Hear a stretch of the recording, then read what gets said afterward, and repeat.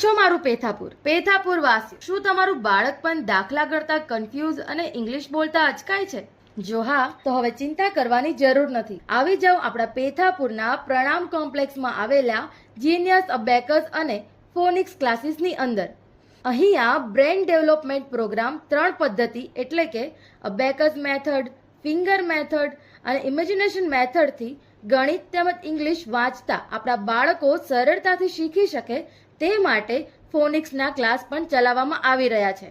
અહીં બાળકને દાખલા ગણવા માટે કેલ્ક્યુલેટરની જરૂર નથી પડતી.